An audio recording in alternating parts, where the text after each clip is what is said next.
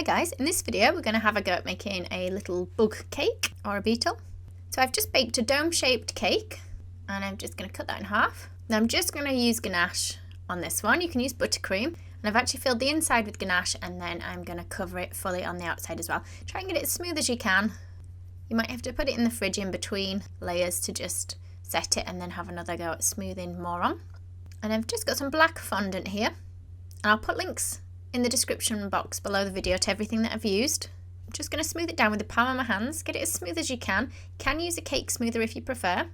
Push it in tight just underneath the dome, and we're just going to trim off all the excess. And we're just putting a line down the middle. Now I've used the back of my knife to create the line, and then you can always go over it deeper with a modelling tool if you prefer. Just soften it a bit with your finger. I'm going to put some little lines going across from either side of that line, slightly curved, which will be the front of my beetle. And I've just got a chunk of fondant that we're sticking onto the front. Now it looks quite big, so I'm going to cut a bit off the front of that. Now because this is solid fondant, you might find that you want to just remove this bit rather than eating all this fondant. Now I'm going to put some lines going down the back of my beetle. So we want quite a wide brush that's quite flat for our dusting. And I've got these little edible dusts, and these ones are quite good because they have a hint of colour. So they look white at first, and then when you brush them on, and I don't know how well you can see, they're slightly iridescent and they have a little bit of a hint of another colour. So this one's a hint of green, and I'm just going to dust it lightly onto the black so you see it starts changing the colour of my beetle. Don't put too much on your brush, just go at it quite steady. You can always build up with more and more after if you need to. Just going to have a look at the other one. So this one looks like it's got a slightly blue tinge to it. It looks slightly purple as well, but this one's hint of blue.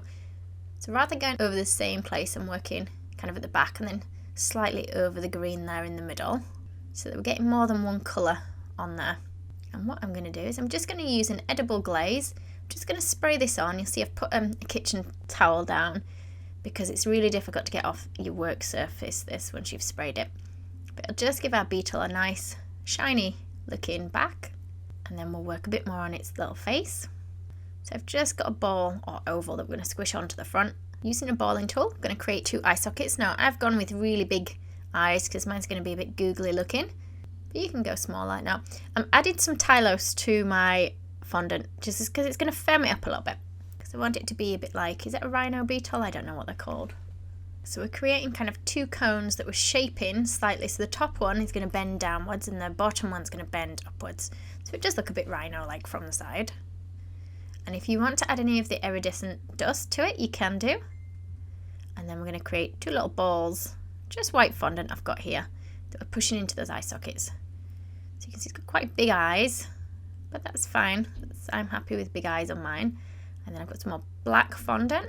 I've just got a slightly oval shape. I'm going to push it into the middle of each of those eyes. And I'm going to paint around those now. I've got gooseberry coloured food colouring on this one, but you can pick whatever colour you like. Just going to paint around the edge of that black. And I'll do the same on the other eye. If I want to darken around the outside of the green bit, I'm going to go over with a spruce green, just so it doesn't look like one flat colour. And I've just got a little strip of black, slightly pointy at either end, I'm going to push onto the top of the eye so it looks like an eyelid. Do the same on the other one.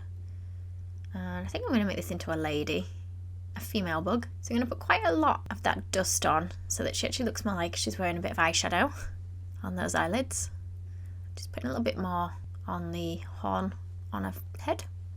And I've got a little ball of white now that we're going to stick into each eye. Just squish it down like so. You can add a second ball if you want, just make sure it's a bit smaller. Going to make some little eyelashes, so I'm just cutting some little triangular shapes. Again, just using my black fondant, and I'm just going to try and stick these on to the edge of that eyelid that we've made. I think I'll just put 2 each side. You can put as many as you like on, or you don't even have to put these bits on if you prefer not to. Like that. So just looking a bit more ladylike now. Just going to put a tiny bit more glaze on, just the face, just a little bit. Just give her a bit of a shine. Now for the board, rather than going for green grass colour, I'm going to go slightly jade. I'm going to just roll it out. I'm going to cut out a small circle that's just a little bit smaller than my actual cake. I'm just going to lift her head up slightly at the front, the best we can. And of course you can cover the board if you want before you put the cake on. Now she's going to need some legs, and also let's give her some little antler things at the front of her face. Just 2 teardrops just down there. I'm not sure if she needed them or not, but she's got them. Now for the legs, I'm going to try and put them on in pieces. So I've got a piece that's thinner at one end, fatter at the other. I've just kind of cut across, and then I've done the same again for the bottom part of the leg. And the back legs I've done the same, but I've kept these shapes slightly thicker. And I'm just going to roll a little bit of black just to put on the edge of those eyelids on there, just so it matches with those eyelashes. And there she is, all finished. And you can make little matching cupcakes quite easily as well to go with this, or you can do it in a range of different colours. I hope you've enjoyed the video. Thank you for watching. If you liked the video, be sure to hit the thumbs up button and leave me a comment below. You can see more of my tutorials by clicking on the images on screen now. If you haven't already, make sure you click the subscribe button to stay up to date with my future tutorials. There are also links in the description box below where you can find me on Facebook, Instagram and more.